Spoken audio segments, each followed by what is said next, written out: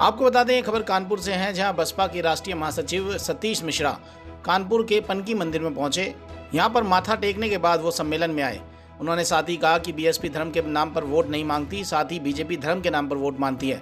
आपको बता दें, इस सम्मेलन के दौरान उन्होंने भाजपा पे कड़े कड़े कटाक्ष किए। उन्होंने कहा कि बीएसपी ने धर्म के नाम पर कभी वोट नहीं मांगा। वृंदावन में 450 करोड़ रुपए खर्च कर विकास किया, और जबकि बनारस में भी बीजेपी ने कोई काम नहीं किया। साथ ही उन्होंने भाजपा पर आरोप लगाते हुए ये भी कहा कि मंदिर के नाम पर लोगों से लाखों करोड़ रुपए भाजपा ने जुटा लिए, आखिरकार वो पैसा गया कहाँ? जी हाँ, उन्होंने साथ ही ये भी कहा कि हमारी सरकार आई तो इसकी हम जांच कराएंगे। उन्होंने भाजपा पे भ्रष्टाचार के आरोप लगाते हुए ये भी कहा कि 2022 के चुनाव में इनको इनकी असली जगह पहुंचाएंगे। साथ ही उन्होंने भाजपा को कहा कि ये सरकार ब्राह्मण विरोधी है। जिस दिन यूपी की सरकार बनी थी, उसी दिन से गोरखपुर में अत्याचार शुरू हो गया था।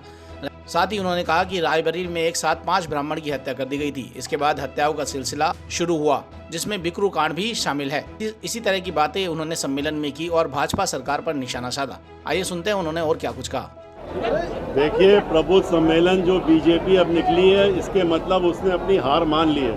वो हमारे जो 73 जिले हम कर चुके हैं, आज 74वां जिला करने जा रहे हैं। उसके बाद उनकी नींद जागी है कि ये क्या हो रहा है उत्तर प्रदेश में। उन्होंने तो बड़ी कोशिश की थी लोगों को रोकने की, सम्मेलन हमारे ना हो उसमें रुकावटें डालने की कोशिश की, हर तरह की कोशिश की।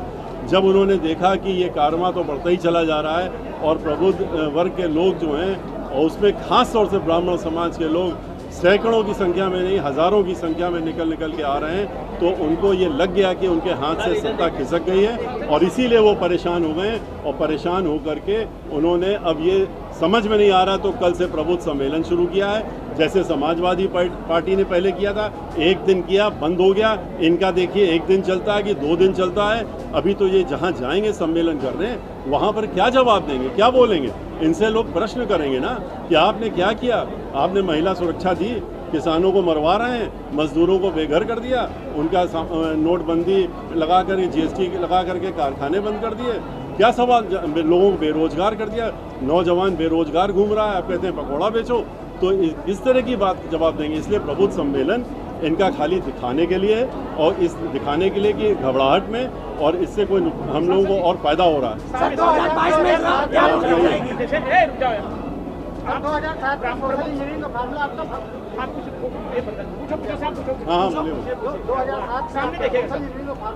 सफल हुआ था और पूर्ण बहुमत से सरकार बनी। इस बार क्या मैसेज देना चाह रहे ब्राह्मण समाज को? देखिए, अब की बार जो 2007 में जिस तरह से ब्राह्मण समाज हमारे साथ में निकल के आया था, आप लोग भी उस समय भी थे, आज भी हैं। उस समय जो ब्राह्मण समाज जितना निकल के आया था, आज इतना आहत है, इतना दुखी है, उस समय भी दुखी था समाजवादी पार्टी, लेकिन आज तो बहुत ही ज़्यादा पीड़ित और प्रताड़ित है कि वो इतनी बड़ी संख्या में हमारे साथ में निकल के आ रहा है, जुड़ के आ रहा है कि 2007 का रिकॉर्ड बहुत पहले टूट जाएगा। बहुत हमें पूर्ण बहुमत की सरकार तो बनेगी ही बनेगी, लेकिन बहुत बड़ी संख्या में पूर्ण बहुमत के आगे जा करके और बनने का काम करें। ब्राह्मण सम्मेलन कर रहे हैं, सपा जो पिछड़ा सम्मेलन भी कर रही है, उधर राजभर की गाड़ी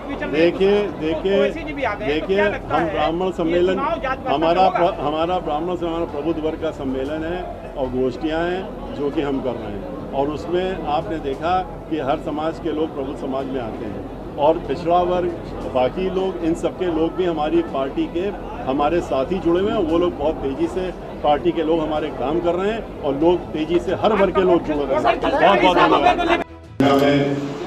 बहुजन समाज पार्टी के समर्थक जो हमारा उत्साह बढ़ाने के लिए यहाँ पर इकट्ठा हुए हैं, मीडिया के बंधु और हमारे जिन्होंने यहाँ पर साधु संत लोग जिन्होंने आकर के, हम जब आए थे तो उन्होंने यहाँ पर एक ऐसा माहौल बनाया जिससे कि हम लोग सब फलीभूत हुए। भाइयों और बहनों, आपको मालूम है कि उत्तर प्रदेश में 23 जुलाई को हम लोगों ने अयोध्या से कार्यक्रम शुरू किया।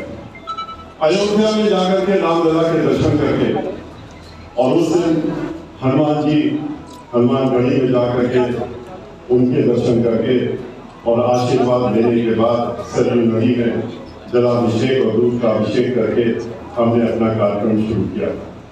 और उससे हमने ये करते रहेंगे जब तक कि हम उत्तर प्रदेश के लखनऊ को छोड़कर बाकी के 74 जिले जब तक पूरे नहीं कर लेते हैं तब तक हम लखनऊ लौट करके अपना कार्यक्रम लखनऊ वाला नहीं करेंगे। और आज खुशी की बात यह है कि आज 74 जिले करने के पहले कानपुर में जब हम आए हैं जो 73वां जिला है, यहाँ से हमको जाकर के फतेहपुर में अपना कार्यक्रम करना है, गोष्ठी करनी है और हमारे 74 जिले पूरे हो गए।